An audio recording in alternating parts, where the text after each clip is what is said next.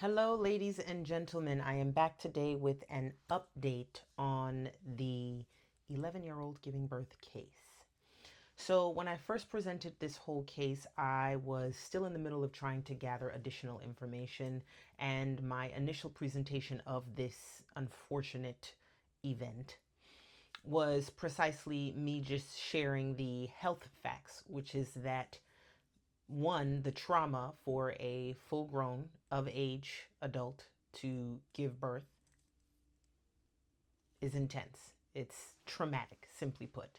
So for that to be forced upon an 11-year-old, and yes, I'm saying forced, because there is no 11-year-old with the mental capacity, with the level of maturity needed. And it's absurd that I'm having to explain this, necessary to agree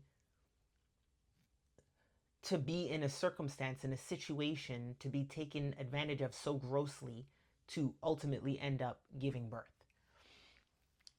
The more disrespectful component of this whole situation is that the adults that are there to protect this 11-year-old completely failed her. And so, what you'll see as I continue to post snippets of the article presented by USA Today just a couple days ago, sharing that the grandmother is also being taken into custody because she was aware. She was aware the entire time, aware of the pregnancy, aware of what was going on, and said nothing, refused to present the information to authorities.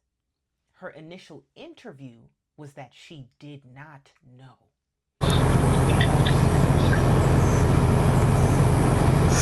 She keeps telling us that it was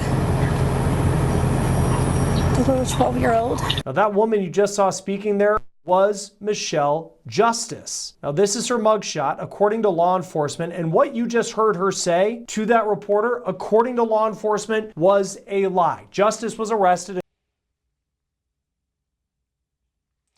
Now, I remembered the district attorney sharing that this 11-year-old is petite. A petite individual, an 11-year-old, and you were unaware that she was carrying a child?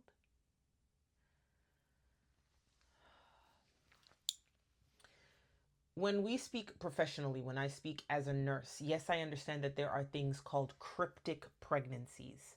That's not even the point. Now, first and foremost, a cryptic pregnancy is when a woman is pregnant and completely unaware, has absolutely no signs, and only becomes aware when she goes into labor. I don't even feel like it's fair for us to potentially take this into consideration, because how did we get to the point of the 11-year-old becoming pregnant? We are still primarily focused on the fact that the 11-year-old gave birth in her home and the entire family tried to keep it hush hush. There's additional information, and the individual that impregnated the 11-year-old was her stepfather.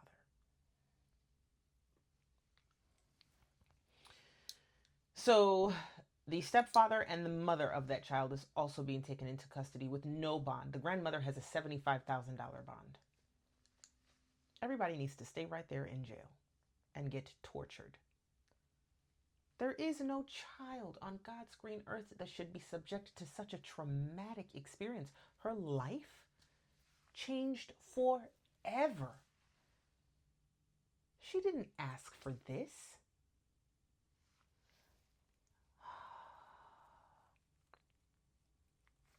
With all of that being said, I'm pleased to present that the people that are responsible for doing this are not being let off.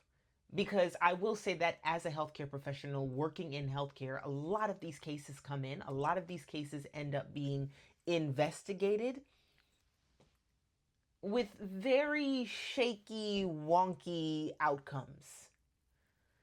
And hearing it from a nurse's standpoint, because obviously there are certain components where you can't help but be a part of, especially when it comes to assessments and presenting findings of your assessments.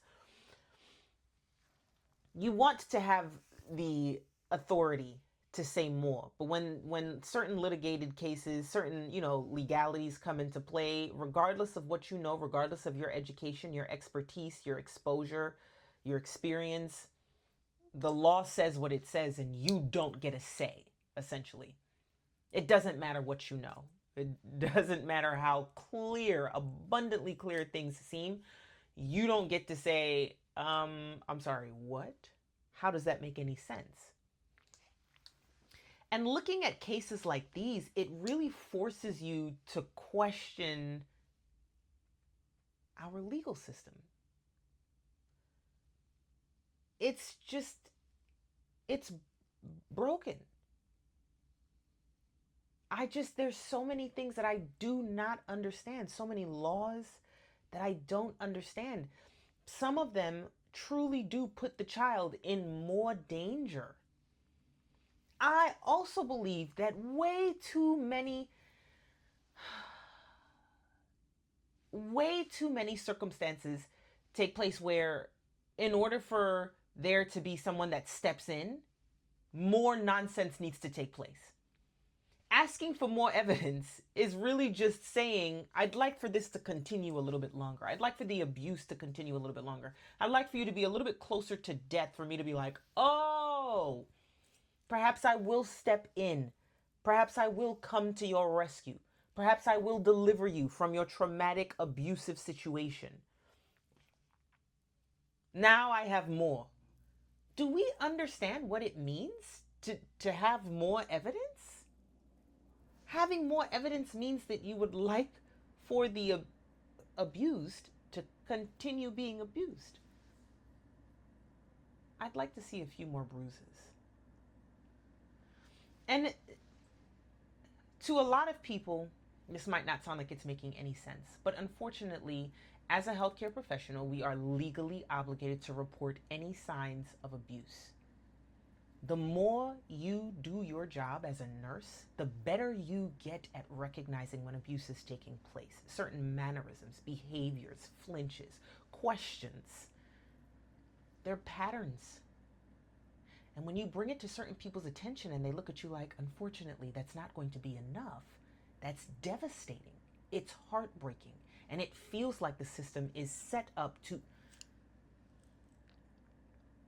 take care of things when it's too late. We, unfortunately, can only do so much. And we are always hopeful that when we do say something, it's taken seriously. And don't get me wrong, not every single time something is brought to the correct individual's attention, it's not always like, no, unfortunately, that's not enough. No, sometimes it is taken into deeper investigation, and the right people dig deep enough to find what they need to help take that person out of that situation. Unfortunately, there are other circumstances where that just does not happen. You're speaking to someone who hates their job, who's in the wrong profession, and who's not interested in looking deeper into this. They stay by the book. The rule says, unfortunately, I need to see X, Y, and Z, not just X and Y, even though X and Y are so blatant. That all being said, I do want to interrupt this pretty unfortunate episode to share that I do have a campaign. The campaign is intended to turn my teaser into a full animated movie. The teaser looks beautiful. The link is below for you guys to click on it and check it out. It is stunning, and it is guaranteed to be a beautiful 90-minute movie rather than a 3-minute teaser. So go take a look, and I would love for you guys to genuinely consider donating. Anyways, so that all being said, I'm actually very pleased with the outcome of this case, and I truly, truly, truly do hope that this 11-year-old does get the appropriate care. I mean, I'm not just talking about physical, I'm talking about psychological. Oh my goodness. I do hope that she ends up with a family that can truly manage the trauma that has been bestowed upon her, because that's also a large part of it. You don't want her to end up in the system. I'm doing a whole lot of sighing because every time you thoroughly think through the magnitude of this situation, it weighs on you. Moral of the story, you can trust absolutely no one. And that is pretty devastating. And it's really unfortunate that we have to do our best to start teaching our kids from now what it means. And not from now. When I say from now, I'm discussing kids, I mean from a very young age, what it means to recognize situations that are just really sad and uncomfortable and dangerous. It's so hard to think about bringing children into the world. And you have another episode where I discussed someone, a nurse, someone's a stepmother coming onto them, a young child, a teenager, young boy. And now we're discussing a man who, obviously is married to this child's mother, taking full advantage of her child. You can trust no one. And you really have to do your absolute best, and I understand when parents say that, they feel that no matter what they do, there's always that lurking fear. Of course there is.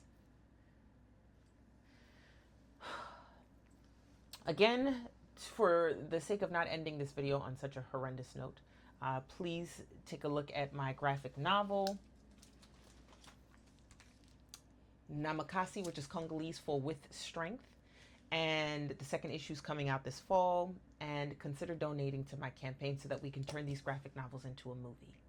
Thanks, guys, so much. I appreciate it.